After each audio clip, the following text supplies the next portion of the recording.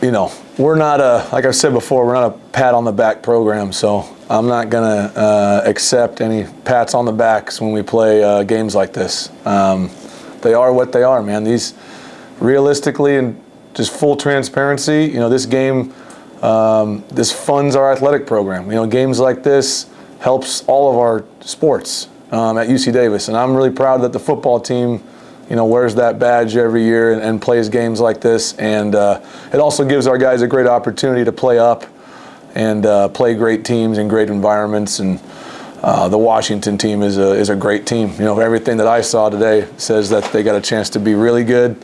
And they did some great things. And there's some stuff that we just didn't play well enough to play a team that level and paid for it the hard way. So I'm really proud of our team. We got a lot of guys into the game.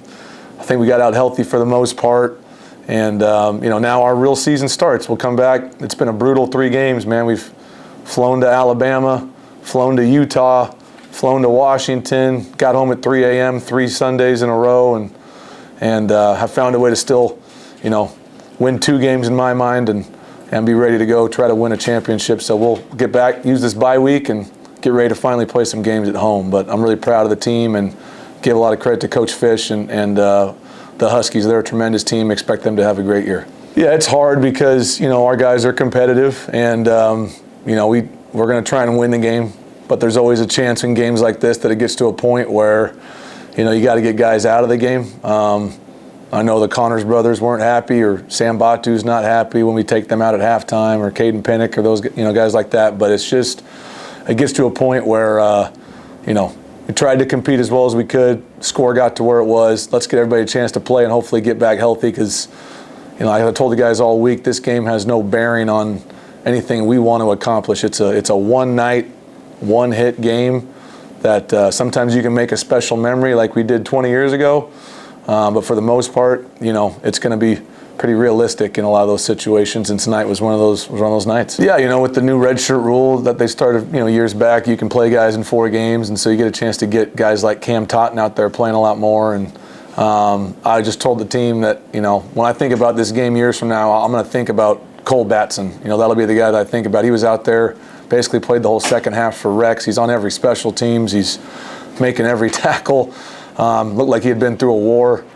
You know, I remember guys like that. That's true Aggie pride. And so, yeah, I think it's great to get those guys the reps. You know, you get Trainer Cleland, who's our true freshman quarterback, who's a local kid. Parents went to Washington. You know, they're legends at UW. And for him to get out there and get his first collegiate completion, you know, that was really cool. And so little things like that you'll remember for a long time. I think, this place is a special place to watch football games. You know, I've coached here before, and everything they say about it is true, man. It's the, like I said, it's one of the Camelots of West Coast football.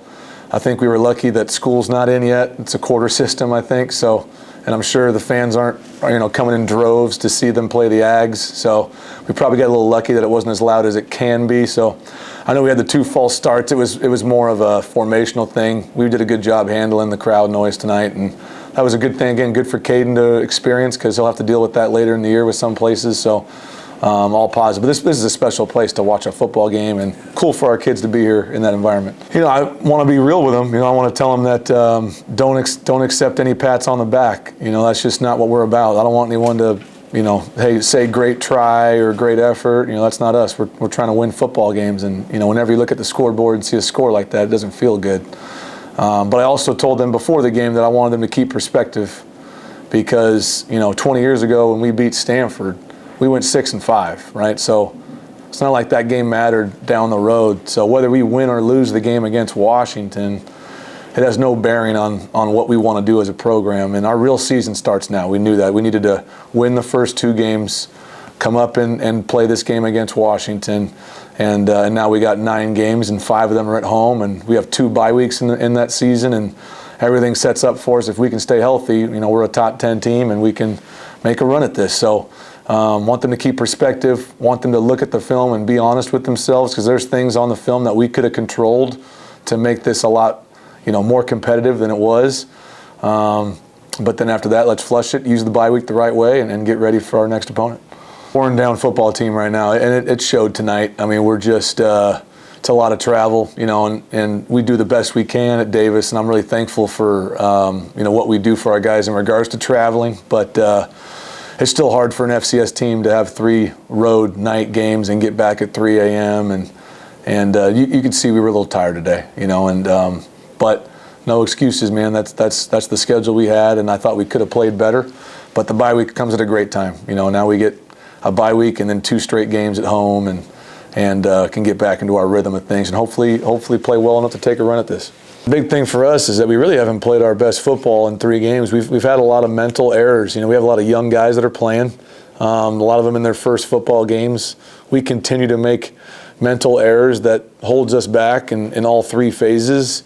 And we're going to need to really cut those out. We got to look at it as a staff, like what are we doing from a preparation standpoint that those errors keep happening, and then what are we doing as a team to make sure we do things the right way. So a bye week allows you, extra practice time. So hopefully you can put together a good plan where we can eliminate the mental errors and just go play ball. But that's been something in the first 3 games that showed up multiple times, which starts with me and our staff making sure we get these guys ready to play. I mean, the only thing that I think of on a bye week is, the way I was trained is you're going to act like you're playing the game on Saturday, right? So we're going to have a normal Monday, a normal Tuesday, a normal Wednesday, and then we're going to give the players and the staff some time off. Guys can go recruit. And now school's not in session, so some of our guys get to go home and see their family, which will be nice.